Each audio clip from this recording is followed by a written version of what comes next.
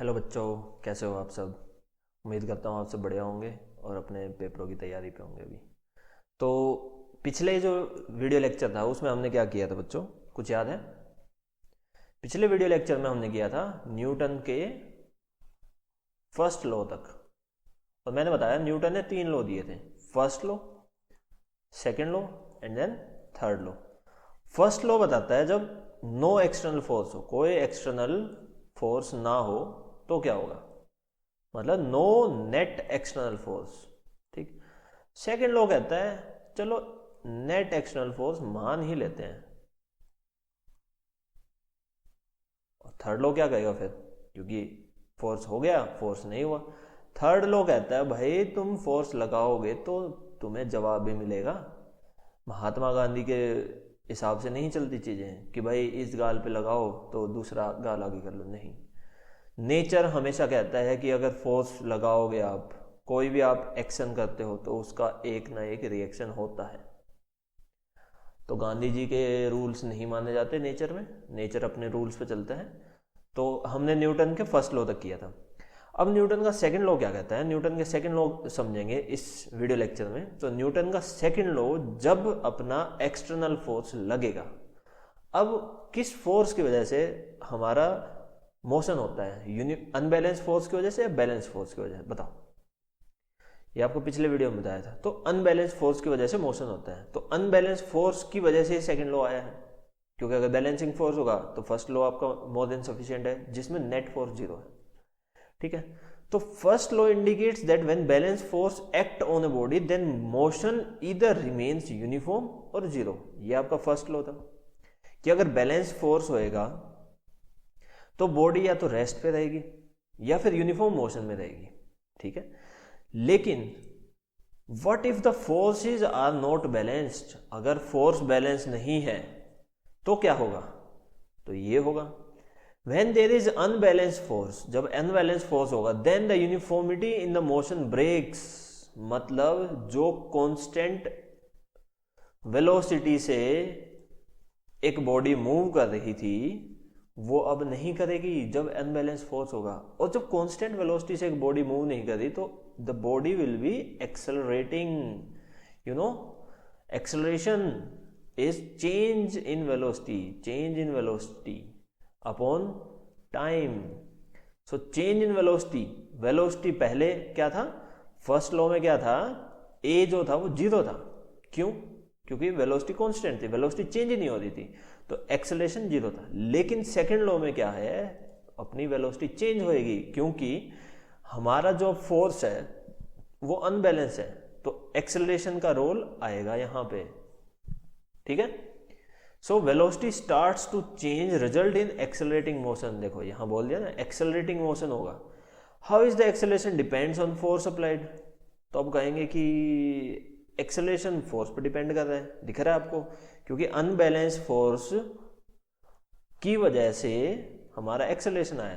तो एक्सेलरेशन कैसे डिपेंड करता है, तो ये कुछ रियल लाइफ एग्जांपल देखते हैं, उससे हम समझेंगे कि कैसे आपका जो फोर्स है उसको हम निकालते हैं। फोर्स जो न्यूटन के सेकंड लॉ हम बोलते हैं F = ma, वो कैसे आया।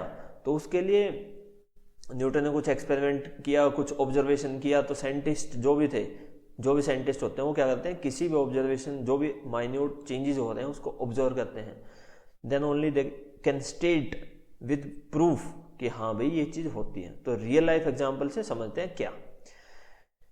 जैसे कि कोई इंडिविजुअल है, you as an individual can easily move a bike. आप बाइक को आराम से धक्का मार के ले जा सकते हो, वेल एंड गुड। लेकिन कार में थोड़ा जोर पड़ेगा और क्या पता ट्रक को आप मूव ही ना कर पाओ, तो आप कितना ही फोर्स लगा लीजिए आप ट्रक को मूव नहीं कर पाओगे। तो यहां पे क्या दिख रहा है, जो बाइक है, बाइक, कार, ट्रक, इनमें क्या डिफरेंस है, मास का डिफरेंस है। बाइक का मास कम है कार से, कार का ट्रक से। आप जो फोर्स लगा पाओगे वो होएगा सेम तीनों केस में। तो फोर्स लगा पाया तो इसमें बाइक का मोशन हुआ, मतलब आपके फोर्स का कुछ ना कुछ इंपैक्ट बाइक पे हुआ, गाड़ी पे कम हुआ, ट्रक पे बिल्कुल नहीं हुआ। तो हम कह सकते हैं ना कि जो फोर्स लगेगा ट्रक को मूव कराने के लिए वो ज्यादा रिक्वायर होगा, मतलब 5 बंदे फोर्स लगाएंगे तब ट्रक मूव करेगा, होगा ना ऐसे। तो हम कह सकते हैं कि मास जो है किसी भी बॉडी का, उसके ऊपर फोर्स प्रोपोर्शनल होगा, मतलब ज्यादा मास की कोई ऑब्जेक्ट होगी तो उस पर उतना ही ज्यादा फोर्स लगाना पड़ेगा उसको मूव कराने के लिए। समझ आया? ठीक है, तो इससे क्या दिखा कि फोर्स डायरेक्टली प्रोपोर्शनल है मास।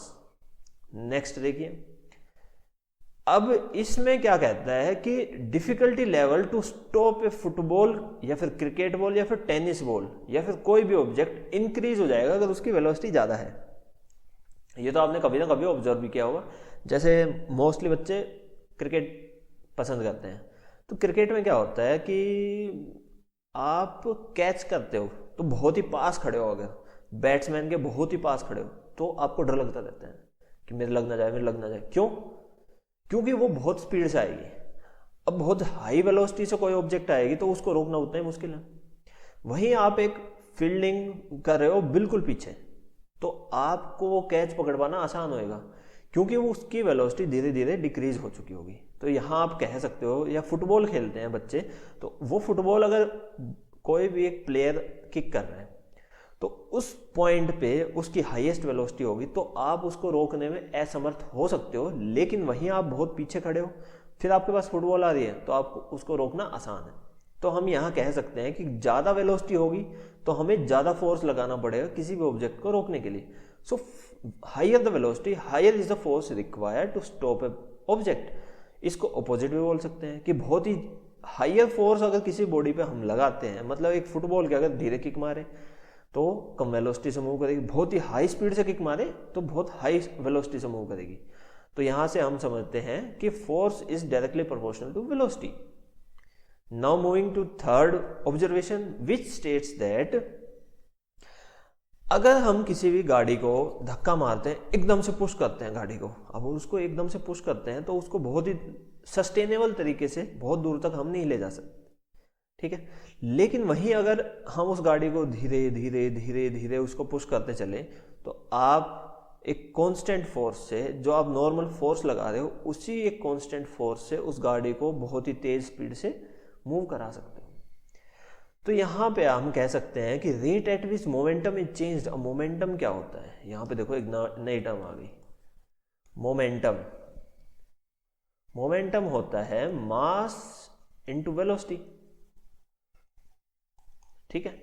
तो rate at which momentum change, मतलब इसका रेट जो है वो फोर्स रिक्वायर जो होगा उसके इक्वल होगा। मतलब अगर एक लाइटर मास बॉडी है और उसके ऊपर उसको कम वेलोसिटी से मूव करा रहे हैं और उसकी वेलोसिटी धीरे धीरे इंक्रीज कर रहे हैं तो उसके ऊपर फोर्स कम लगाना पड़ेगा। वहीं सेम वेलोसिटी से अगर हमें मूव करानी है, इसको कांस्टेंट रख लेते हैं, मतलब force is equals to change in momentum mass into velocity.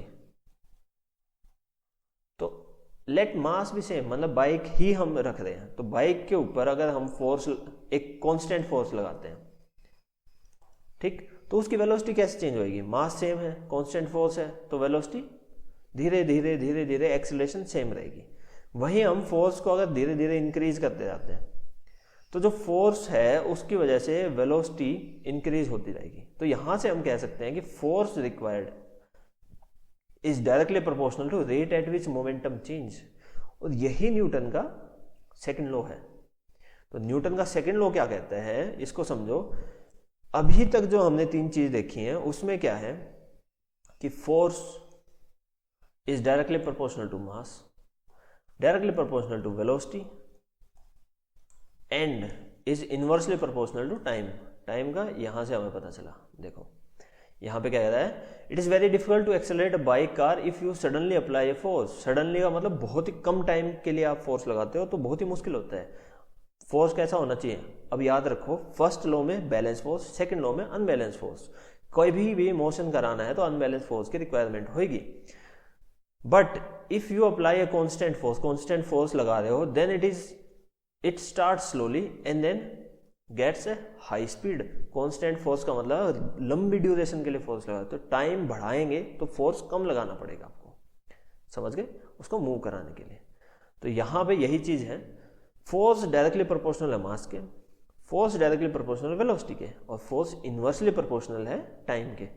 अब इन तीनों चीजों को कंबाइन जब हम करेंगे तो फोर्स का फॉर्मूला निकल के आता है F is equals to, directly proportionally रख लेते हैं, mass into velocity upon time.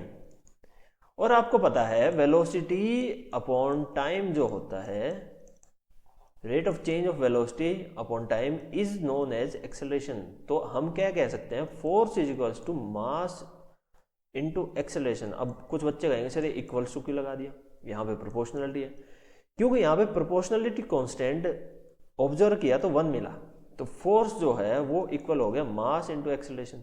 अब क्योंकि एक्सेलरेशन एक वेक्टर क्वांटिटी, तो फोर्स भी एक वेक्टर क्वांटिटी हो जाएगी। तो फोर्स का सेकेंड लॉ से हम निकालेंगे कि फोर्स को हम कह सकते हैं F is equals to D by D T, rate of change of m into V, this is known as momentum. So momentum क्या होता है, momentum is mass into velocity, means momentum हम बोल सकते हैं, momentum is known as product of mass of an object. इसको note down कर लीजिए, product of mass of an object with its velocity. So this is the definition of momentum. और first law की definition लिख सकते हो Newton's second law की definition. Second law states that rate of change of momentum is equals to force applied on the body। समझे? तो Newton का second law state करता है कि rate of change of momentum equal है force कितना एक बॉडी पे लगेगा। समझ आ गया? तो ये स्टेटमेंट भी नोट डाउन कर लीजिए। अब आगे बढ़ते हैं। Second law of motion states that rate of change of momentum of an object is proportional to the applied unbalanced force. तो ये एक प्रॉपर डेफिनेशन है, उसमें मैंने फोर्स कहा है, इसमें अनबैलेंस फोर्स, क्योंकि अनबैलेंस फोर्स की वजह से ही मोशन होगा एक डायरेक्शन में।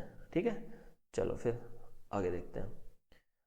अब एक एप्लीकेशन जो है वो है ये देखो, हम अगर कैच करते हैं तो इसको पीछे तक ले जाते हैं हाथ को अपने, देखो दिख रहा है ना, इस हाथ को नीचे तक ले गए। क्यों ले गए? क्योंकि फोर्स जो है मोमेंटम का चेंज है। मोमेंटम का मतलब वेलोसिटी अपॉन टाइम मान लेते हैं, क्योंकि मास तो इसका सेम रहेगा बॉल का। तो इस एग्जाम्पल से हम समझ सकते हैं कि अगर वेलोसिटी एकदम से ये बॉल आ रही है और हम वहीं के वहीं रोक लेते हैं, तो देखा है ना हाथ गर्म हो जाते हैं, तो उसका इम्पैक्ट बहुत ज़्यादा होता है अपने हाथ के ऊपर। वहीं अगर हम पीछे तक ले जाते हैं तो उसकी वेलोसिटी धीरे धीरे धीरे धीरे हमने डिक्रीज करी है, धीरे धीरे वेलोसिटी डिक्रीज करी, तो ये जो इम्पैक्ट है, या फिर हम कह सकते हैं इस बॉल को रोकने के लिए जो फोर्स लगाना पड़ेगा वो बहुत ही कम होगा। कोई भी ऑब्जेक्ट मूव कर रही है तो उसको आप सडनली रोकोगे तो टाइम लगेगा। जैसे हम जब रनिंग करते हैं तो उस टाइम पे 100 मीटर का जो ट्रैक होता है, तो दौड़ते दौड़ते दौड़ते 100 मीटर खत्म होते के साथ एकदम से नहीं रुक पाते हम थोड़ा टाइम लेते हैं रुकने के लिए। क्यों? एकदम से रुकेंगे तो गिर जाएंगे, क्योंकि बहुत ही ज़्यादा अपनी मसल को फोर्स रिक्वायर होगा एकदम से रोकने के लिए। वहीं धीरे धीरे धीरे धीरे रोकते हैं तो वेलोसिटी धीरे धीरे, मोमेंटम अपना धीरे धीरे कम हो रहा है, तो कम फोर्स की रिक्वायरमेंट होगी। तो ऐसे समझो न्यूटन के सेकेंड लॉ को कहाँ कहाँ यूज करते हैं हम। कुछ एक और एप्लीकेशन देख लेते हैं इसकी। जैसे a ball kicked with a strong force, एक बॉल को बहुत ही तेज फोर्स से किक किया है तो वो बहुत ही ज्यादा दूर जाएगी। समझो, फोर्स मास इनटू एक्सीलरेशन। तो a ball kicked with stronger force, मतलब लेफ्ट साइड में जो है फोर्स वो बहुत ही ज्यादा है, मूव्स फार्दर डिस्टेंस, बहुत ही ज्यादा दूर जाएगी, ड्यू टू हाई एक्सेलरेशन, क्योंकि ये फोर्स ज़्यादा लगाया है तो एक्सेलरेशन क्या होगी, ज़्यादा, और एक्सेलरेशन ज़्यादा होने की वजह से वो ज़्यादा दूर तक जाएगी। आगे देखो, pushing a heavy object requires more force to be applied due to higher mass, force is directly proportional to mass. तो अलमीरा को जैसे सरकाते हैं, तो अलमीरा को सरकाने में बहुत ही ज़्यादा फोर्स की रिक्वायरमेंट होती है, क्योंकि अलमीरा का मास ज़्यादा होता है। वहीं आप एक बाल्टी को आराम से उठा लेते हो, क्योंकि इसमें फोर्स की रिक्वायरमेंट कम होती है। तो ये यही कह रहे हैं कि कम मास है तो उस पर फोर्स की रिक्वायरमेंट कम होगी। चलो फिर, फॉर्मूला 1 कार जो होती है, जो अपने फाइटर जेट प्लेन्स होते हैं, उनका जो मास है वो बहुत ही कम रखते हैं। मास कम क्यों रखेंगे, ताकि शार्प टर्न्स लेने में कोई दिक्कत ना हो, एकदम से टर्न लेना हो तो कम फोर्स की रिक्वायरमेंट हो। अगर आपने इनर्शिया में समझा हो कि हैवी अगर मास है तो हैवी इनर्शिया होगा, हैवी इनर्शिया होने की वजह से वो चेंज नहीं कर पाएगा। मान लीजिए फॉर्मूला 1 कार है, उसको बहुत ही हैवी बना दिया, तो यहाँ से टर्न ले रही है और उससे टर्न लिया ही नहीं गया, तो वो तो यहाँ निकल जाएगी अगर मास ज़्यादा है तो ऐसा ना हो, इसके लिए क्या करते हैं, उसको मास कम कर दे ताकि वो सेम स्पीड से यूँ रोटेट कर पाए। सिमिलरली फाइटर जेट प्लेन जो होते हैं, वो आर्टिलरी से बचने के लिए उनको सडन चेंज करना पड़ता है, तो भी उनका मास कम रखना पड़ता है। तो ये कुछ प्रैक्टिकल एप्लीकेशन है इसके न्यूटन सेकंड लॉ के, ये आपको पता होना चाहिए। अब इनके साथ साथ चलो न्यूमेरिकल करते हैं। न्यूमेरिकल देखो, एक which would require a greater force. अब ग्रेटर फोर्स किसकी रिक्वायरमेंट होगी, फोर्स, इसको फॉर्मूले को याद कर लीजिए, m dv by dt, m into change in velocity upon time, ये न्यूटन्स का सेकंड लॉ है। या फिर F equals to D by D T of momentum, momentum को P से रिप्रेजेंट करते हैं।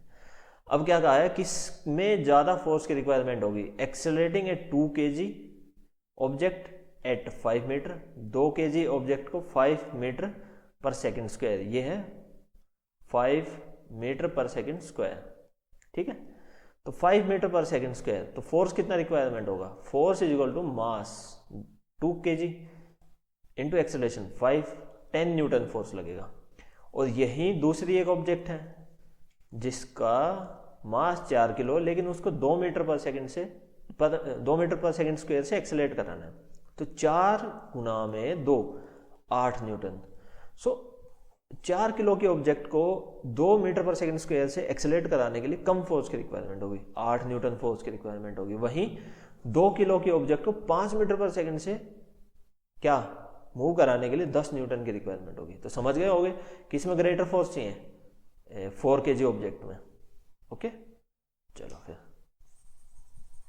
अगला क्वेश्चन देखते हैं। अगला क्वेश्चन ये रहा आपकी स्क्रीन के सामने, तो इसका आंसर दीजिए। चलो बच्चों, जल्दी जल्दी जल्दी जल्दी आंसर करो, answer. A motor car is moving with velocity, चलो सब डिटेल्स लिख लेते हैं, 108 किलोमीटर पर hour, and it takes 4 second, time जो है 4 second to stop after the brake. तो फाइनल वेलोसिटी, ये इनिशियल वेलोसिटी है, फाइनल वेलोसिटी 0 हो जाएगी 4 सेकेंड में। Calculate the force exerted by the brake, अब फोर्स निकालना है ब्रेक्स का जो लगेगा उस पे passenger with a passenger of 1000 kg के पैसेंजर बैठे हैं मोटर कार में। मोटर कार हम ट्रक मान सकते हैं, हम बस मान सकते हैं, तो कितना फोर्स रिक्वायर होगा। तो फोर्स जैसे आपने देखा था क्या होता है, वेलोसिटी का चेंज इनटू मास। सो मास कितना हो गया 1000, और वेलोसिटी चेंज, एक्सेलरेशन निकालने का बच्चों फॉर्मूला क्या था, जल्दी जल्दी जल्दी बताओ। एक्सेलरेशन कैसे निकाल सकते हैं, final velocity minus initial velocity upon time required. So final velocity will be 0, initial velocity will be 108। क्योंकि ये kg में है तो r में चल जाएगा, नहीं चलेगा, ये सेकंड में है, तो 108 अपॉन 3600 सेकेंड इंटू 4 सेकेंड। अब समझ आया कैसे किया, ये हमने किया है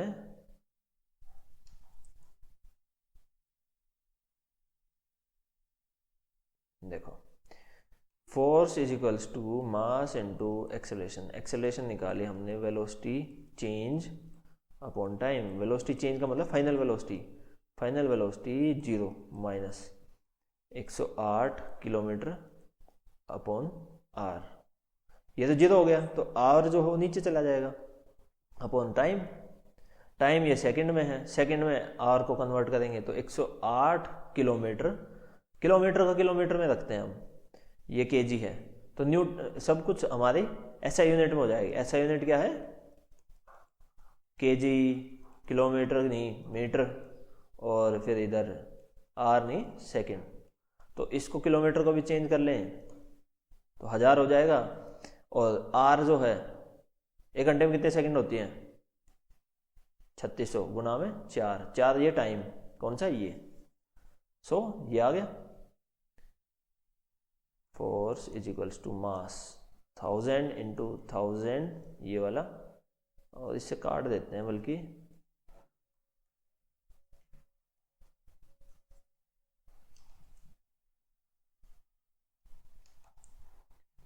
ये मास 1000, एक्सेलरेशन 108 गुना में 5/18 गुना में 4, न्यूटन में आ जाएगा ये वैल्यू न्यूटन में आ जाएगी। समझ आ गया? इसको सोल्व कर लेना, आपका आंसर आ जाएगा। चलो फिर, थैंक यू। अगले वीडियो लेक्चर में मिलते हैं। अगला न्यूटन्स का 3rd लॉ, आखिरी लॉ करेंगे। ठीक है, चलो बच्चों, see you in the next lecture, bye.